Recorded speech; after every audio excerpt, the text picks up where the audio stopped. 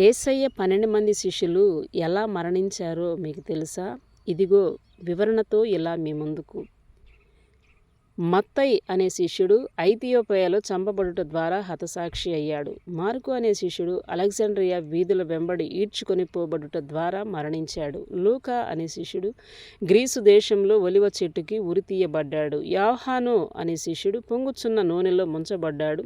అటు తర్వాత పద్మాసు దీపమునకు పరవాసి అయ్యాడు. పేతురు అనే శిష్యుడు రోమా పట్టణంలో తలక్రిందులుగా సిలువ వేయబడ్డాడు. యాకోబు అనే శిష్యుడు ఒక కొండ శిఖరంపై నుంచి క్రిందికి త్రోయబడి చనిపోవునట్లు కొట్టబడ్డాడు. బర్తొలొమై అనే శిష్యుడు సజీవంగా చర్మము వలవబడింది. ఆంద్రేయ అనే శిష్యుడు సిలువకు కొట్టబడినప్పటికీ చనిపోవునంతగా ప్రకటించాడు.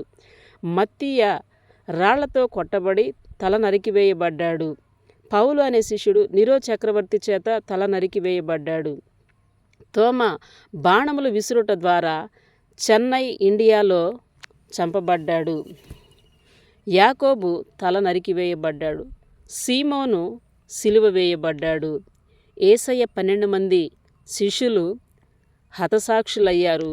యోహాను మాత్రమే సహజ మరణం పొందాడు.